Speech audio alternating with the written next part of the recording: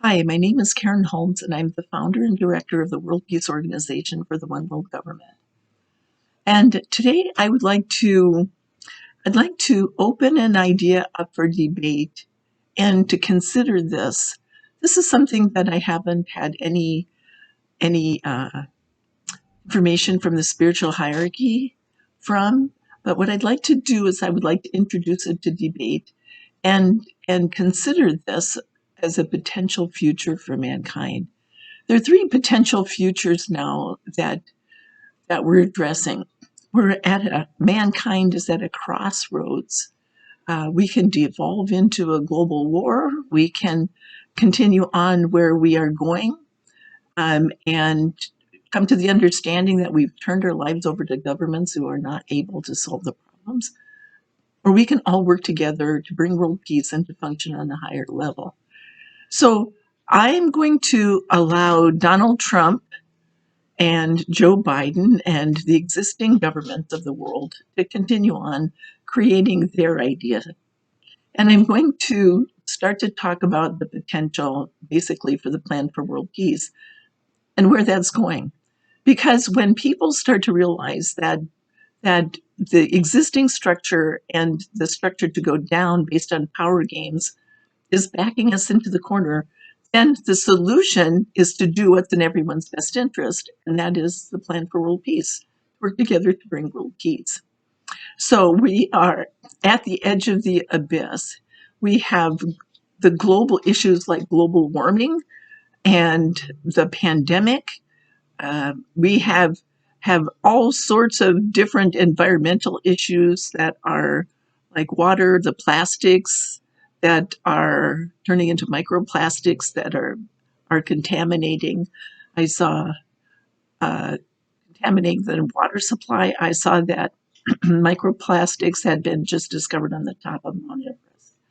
And that is a very serious situation when the environment is a closed ecosystem, and what happens in one place affects the whole place. It has to be under the auspices of an international body, and right now the international bodies are not capable of handling the situation because they were based on compromise and power games. So I'm going to step back right now and I'm going to talk about the potential that we have right now and where things are going in the world, in the United States. This is, like I said, this is not something that the spiritual hierarchy told me about. This is based on our plan for the exit strategy for Iraq. And we're going to travel back about 3,000 to 5,000 years, and we're going to look at Stonehenge for a little bit. Stonehenge has been a place of mystery. The scientists, the archaeologists are looking at it and saying, we don't know what this is, where this is going, what happened there. It's a place where the Druids come together every solstice or equinox and have a party. It's a party venue right now, basically, and we don't know what happens. Well, our organization actually has some information about where Stonehenge was thousands of years ago, millennia ago. And it was a site for conflict resolution. It's an unusual situated on the Salisbury Plain. And what's unusual about it, it's like a continental divide where the river Avon one river Avon goes to the northwest and the other one goes south. So it was a perfect situation, a perfect venue for conflict resolution. One king would come from the south and one king would come from the northwest, and they would meet on the Salisbury Plain. Now, the last event that occurred there was a character defamation campaign, very similar to what's happening now in the United States. Imagine that Donald Trump and his connections with Russia. This has been something, Russian interference in our election. This has been going on for a long time. So the Russian interference in our election basically has somebody who functions for their own interests coming in and interfering in the country. Now, I'm not saying anybody is good, anybody is bad. I'm not putting a judgment on anybody, but how do we resolve this issue? If Donald Trump has connections to Russia and these have never been resolved, where do we go from here? So we're looking back at what happened at Oxford and at Stonehenge back several thousand years ago, at this last event of conflict resolution. If Donald Trump or Joe Biden finally declares victory and there's this big conflict in the United States, who's going to win? What happens if Donald Trump brings in Vladimir Putin to help uh, determine the outcome of the election? And I'm not saying this is going to happen, but what would happen if it did? So back 5,000 years ago, I'll leave that to the archaeologists to decide. There was an event, the same thing happened at that time, and we can tell by that happened because the stones were toppled. There were two sets of stones. The big top, the largest stones are like portals or doorways, and I'm going to go into that a little bit um, in when I explain a little bit more about this. So let's say what happened is that the if you start from the left side and you go to the right side, let's say number 1, 2, 3 was the one straight ahead, 4 and 5. And on the right side is, as you're standing and looking at the third one, the fifth one and the third one was they were vandalized. They were tipped over. The other ones are still standing after all these years. So what we have now is I've told you about the world peace marketing strategy and how unique that is. And I'm going to give you a little clue here about the world peace marketing strategy and how that relates to Stonehenge. Okay? My theory is that the Stonehenge uh, was a place for conflict resolution. And the first idea of it, the first generation, so to speak, were just posts in the ground. And then 2 kings went there. They yelled at each other. They had their right of conflict resolution there. The second generation was different. It was like they like, okay, now what good does it do to have this right when we can't teach them anything? So what they did was they set up these ideas of the stones, and then the last one was this idea of an amphitheater to make it easier, so they didn't have to yell at the warriors who were there. Now, the reason I'm saying this is the final one that they had. So they had rights there a long time, many rights there. Any conflicts were resolved. But the last one was not a war between 2 kings who had a dispute. It was a character defamation, a genocide, an act of revenge. And one of the kings invited another one in to tip these scales. Now, imagine if Biden and if the Biden supporters and the Trump supporters actually got into this conflict, and where it could go, and if Trump brought in his Russian allies, so to speak. Now, I'm not talking about treason. I'm not accusing anybody of anything. I'm looking at what happened a long time ago. So how would we resolve this issue?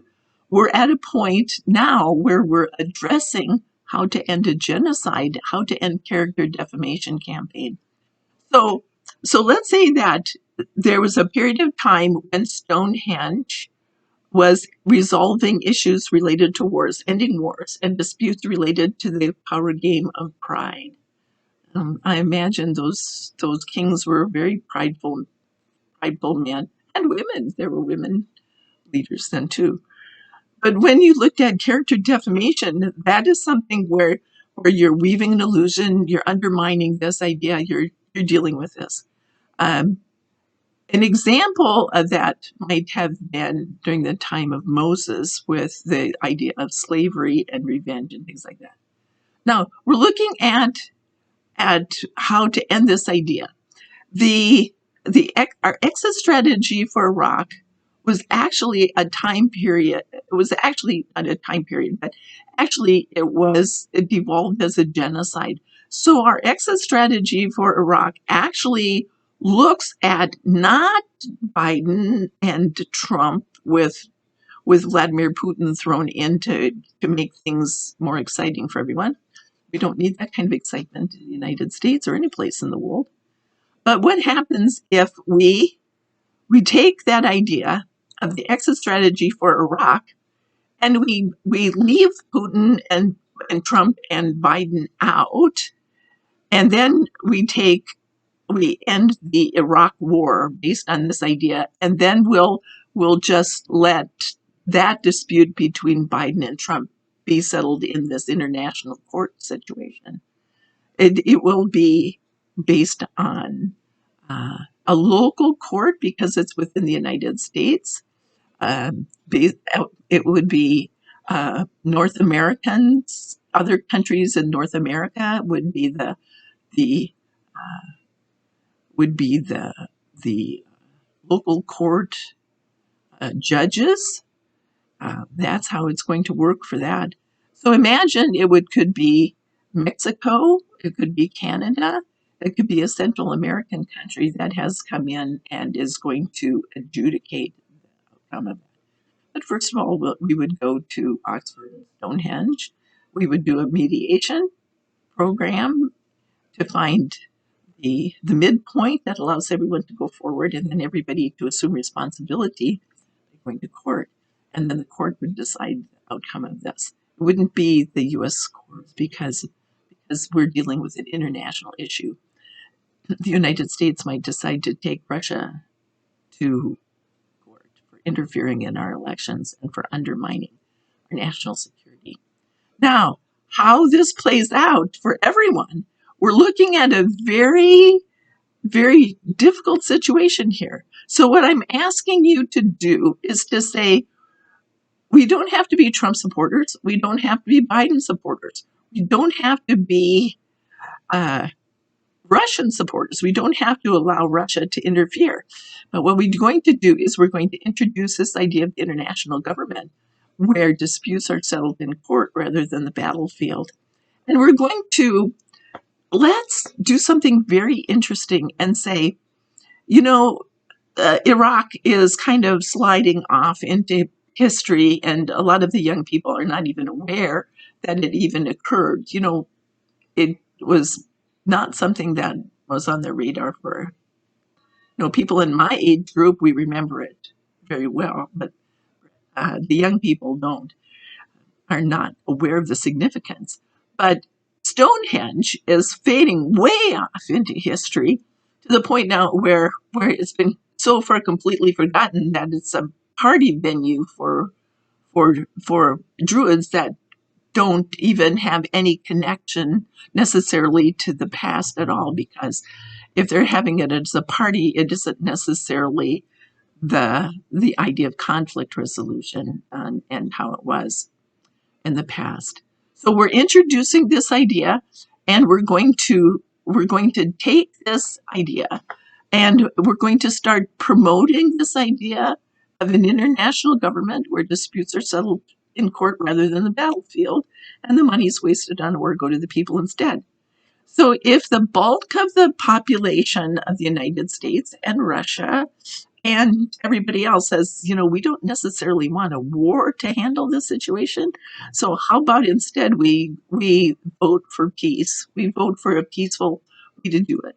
We don't need to go down into a global war where our country is torn apart and democracy is over, and we risk the idea, the threat of being another Ukraine or Chechnya or any of the other satellite type countries of Russia.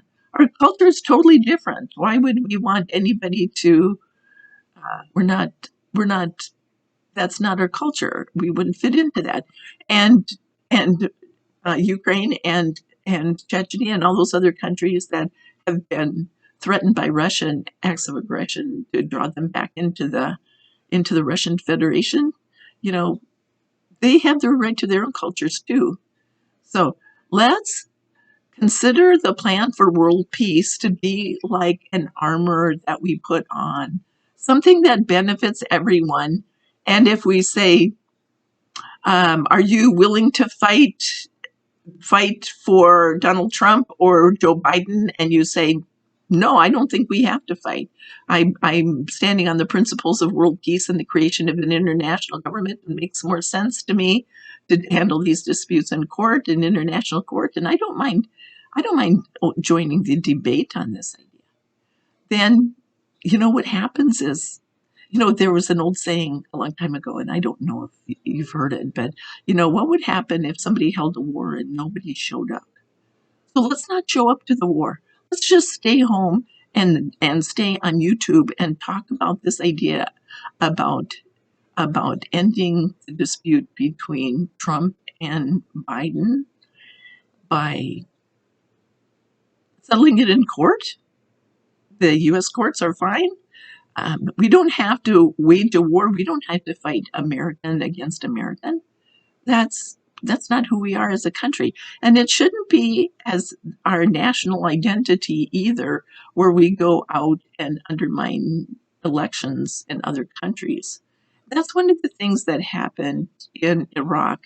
The U.S. government set up a parliamentary system after Saddam Hussein was assassinated, and the transitional government was set up. The U.S. government set up a transitional government there, and because it was a government that was set into place by an outside force, it'll never be accepted as Iraqi. So what we are going to do is we're going to look at creating a constitution for the international government at our conference in Europe. And we are going to reconsider how to create a constitution that benefits everyone and guarantees the rights of the people. Years ago, when they first wrote the Constitution, I went through and I read it, and I thought, I know the Iraqi people were very, very proud of their Constitution and proud of the opportunity to vote, but it basically wasn't adequate for a country to keep it at peace and to maintain its sovereignty. I know this is going to be something that people are going to object to, but they have the right to create their own sovereign government that comes from within their own country, and that so do we. So does everyone on the planet. So as this unfolds, the election process unfolds, and the battle starts to heat up a little bit between Donald Trump and his supporters, and the anger that's being generated by the resistance on all sides and people standing on principles. Let's create, for those of us who are aware of the plan for world peace, let's consider it in an alternative reality that allows everyone to function on a higher level. One where we can defend our country from Russian interference in our elections, because that hasn't been resolved yet. And the impeachment process didn't resolve anything either. So it's time for this to be resolved and with a plan that benefits everyone.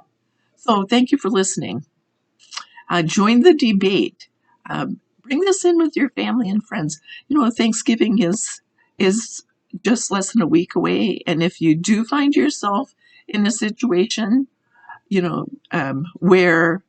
where people are angry and people are ready to fight about things, open up the debate. I don't mind the idea of debating the creation of an international government, a one world government.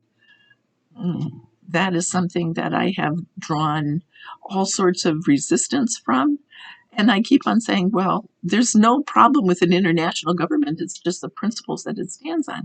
And if we allow other people to do that, people who function for their own interests, who are playing power games of greed or whatever, then we have to stand up and, let's say, uh, have a voice in how it plays out. We control how it plays out, not by forcing our own agenda, but by opening it up for debate. So the most important thing, let's say, that you can ever do for the rest of your life is join the debate on this plan for the international government and share it with your family and friends. And if you don't know what to say, send them to our website and let me decide, let me explain how it works. So if you can come up with a better plan, let's do that. Okay? If you can figure out how to defend the United States from Russian interference in our elections, or from coming in, and we don't know what Donald Trump and Putin have been discussing, or if whether there was a quid pro quo or anything. We don't know, and it's affecting our future. So we're looking from the past into the future, and join the debate. Thank you for listening.